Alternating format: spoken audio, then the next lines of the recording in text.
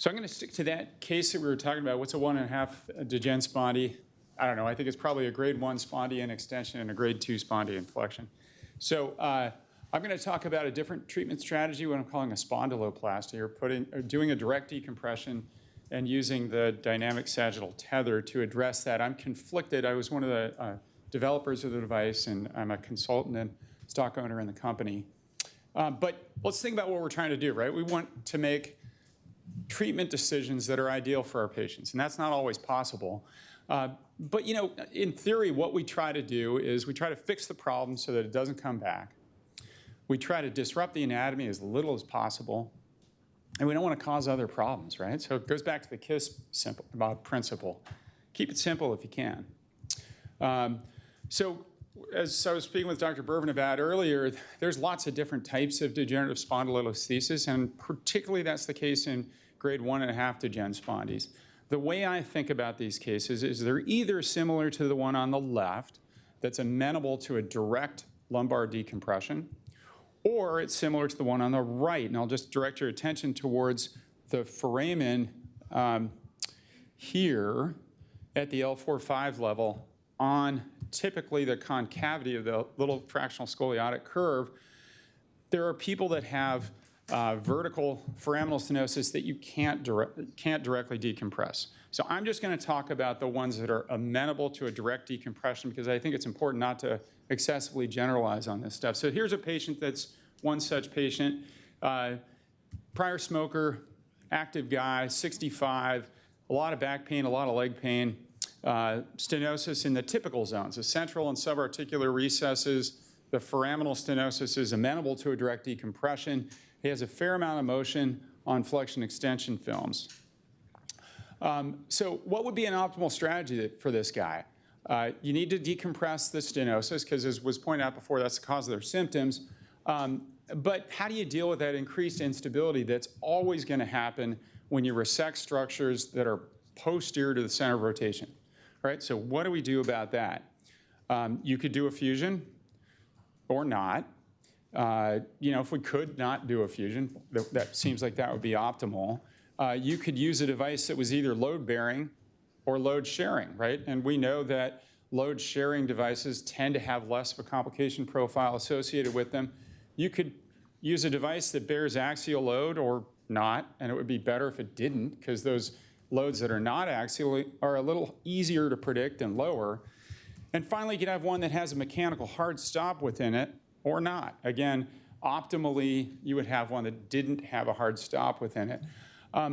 We know a lot about degenerative spondylolisthesis, and we know that the important feature here in controlling sagittal plane stability is not the disc, it's the facet joints. Those are the structures that constrain sagittal motion, and they do so better when there's more surface area that's overlapped, and we know that that's in the extended position. In the flexed position, there's less superimposed surface area, they're less able to bear shear loads, and this happens in these unstable patients during activities of daily living in the so-called high flexibility zone. So to address that, we developed this dynamic sagittal tether, which biases the segment into extension after you do a direct decompression. And so the idea there, again, is trying to take advantage of this coupling of flexion and translation by putting the facet joints in a position that's best able to constrain the shear forces on the segment.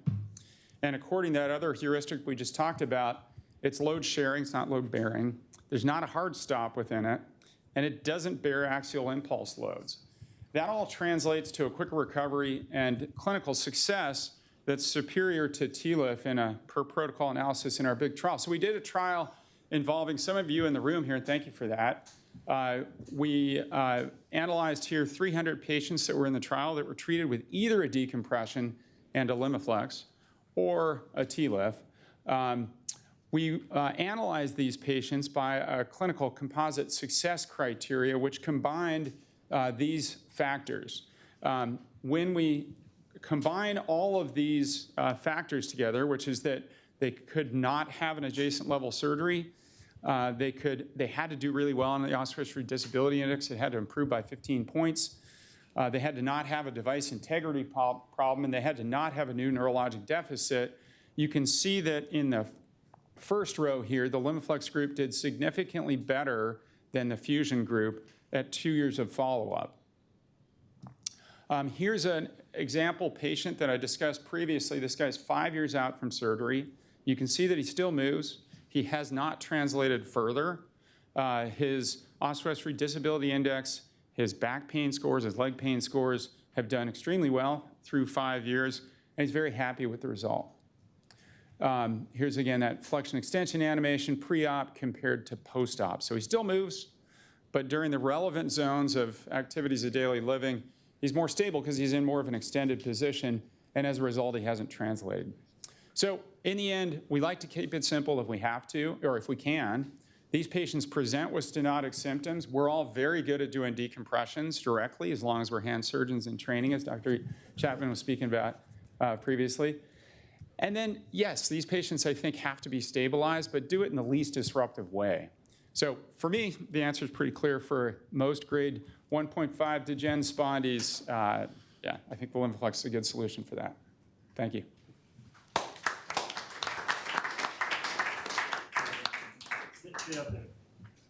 So Dr. Sasso, are you online still? Can you give us a verbal before we go to the lab? Yes, Jens, I'm here. So I know you're conflicted. You're a master arthroplasty guy. You've participated in the Limiflex trial. You know all of those devices. Give us your words of wisdom. I've declared your bias, so just speak freely. What is your thought? How do you guide us? Yeah, so I was involved in that trial as one of the largest enrollers in the FDA trial. All of my cases were done in our surgery center. They were all grade 1 degenerative spondylolisthesis with bilateral L5 radiculopathy. So I loved Chris Kepler's talk because I think we fuse way more degenerative slips. And for unilateral L5 radiculopathies, I simply decompress them. But with bilateral L5 radiculopathies, my standard has been to fuse them because I think I cause too much disruption in my surgical decompression. So these Limiflex patients were all those that I would have fused. And all of them were done on an outpatient basis. As Todd said, the outcomes were really good. I think the question is how many require a fusion? And in my hands, I had 3 that I ended up fusing. All 3 of those were after 5 years, 5 years or greater after their decompression. And all those patients said, you know what?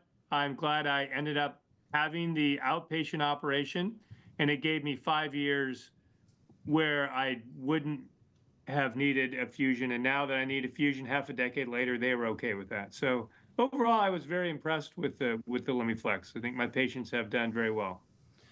And do you mind commenting on the 2 motion-preserving devices? I'm conflicted. I'm, I think, a consultant for Extant also, just like Daniel.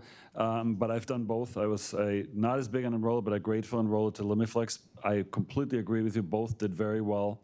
In my hands, it's a game changer for me personally to not fuse patients. So can you kind of comment on your thoughts of the differences of an interspinous process spacer that has a gentle distractive effect versus a compressive device, a posterior elastic compressive device? Yeah, I'd have to defer to the the biomechanical experts on this. I don't know. I don't have a lot of experience with Coflex. You probably have way more than me, Jens. I've done a handful, but I'm not. I don't think I can comment really on Coflex versus Limiflex. I was trying to pull up the slides of Dr. Alamin. Todd, what do you quote patients as a 5-year reoperation rate? Just the nutshell data that you give them. So what we saw in the IDE trial was at 2 years, that reoperation rate was about 6 to 7%. The patients that we have at follow-up, at this point, I think we've looked at it to 4 years, it was about 11%. And then same question, and we'll have to go to the lab in a second. We're half an hour behind. Dr. Ye, what reoperation rate do you quote patients with a Coflex spacer? Let's say 5 year, something like extrapolated. Yeah, so we've done around 825 interlaminar levels in the last 6 years. And what I've noticed is that because we haven't enrolled in a study, we do patients for their symptomatic level. So we've had to come back more often, but they come back and they're happy to have another Coflex at another level or another decompression at another. So let's just specify the question. Sorry to be pinpointing you.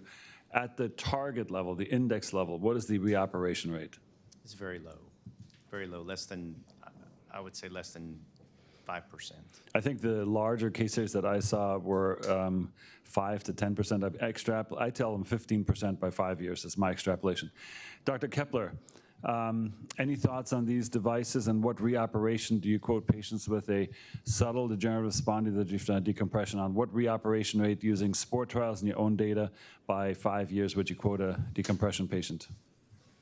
I don't have any experience with the interspinous spacer other than taking them out, but I tell people at 10 years I'd expect 20% of people to need another surgery at the same level, and honestly, a lot of times for me, it's more about telling people like it's okay to not do a fusion, and nothing if you hit out. And you got to go back in. You got to go back in. It's not bigger. It's not a bigger, more complex surgery than if you had to do it up front. And maybe 8 times out of 10 or 7 times out of 10, you don't have to do it.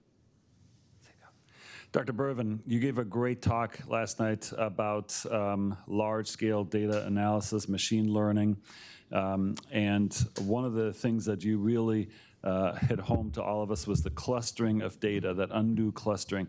Degenerative spondy is a great example of that. We have variables that are measurable, disc height, translational stability, coronal instability, facet joint angles, facet joint gapping, etc., angulation. Why can we not standardize and subdifferentiate this simple common disease entity better to better target patients for individualized and beneficial treatments? Yes, I think this is really critical, is that when the diagnosis of degenerative spondylolisthesis clumps together a lot of very heterogeneous elements, patients with foraminal narrowing, patients with segmental kyphosis, patients with more than 3 millimeters of motion, angular motion versus translation, as you pointed out, anatomic characteristics, radiomics with different tropism of the facet joints. I really think, again, we're looking at means. In a mean, patients do better with surgery than non-operative care. And we're not able to differentiate between, there's almost no area of medicine where there's more variation than our treatment of degenerative spondylolisthesis. We saw it just here. And I think that there probably are clusters of patients who do better with a fusion, clusters who do better with a flexion-mediating limiting device, clusters who do better with an extension-mediating device. And it probably has a lot to do with, so what we published in European Spine Journal is the following criteria. Back versus leg pain we think is probably important. The location of the foramen, central lateral recess versus foraminal, as Todd really nicely showed. The segmental kyphosis and alignment, and the degree of motion and instability. Those were the criteria that I think we can make a better granular designation of which patients for whom the specific treatment is appropriate. Because I don't think any of these are right or wrong for everybody. I think we need to be much more granular in who we apply this to. I think it was spoken from my heart. Well, we're half an hour behind. I apologize to our audience, and thank you for the speakers.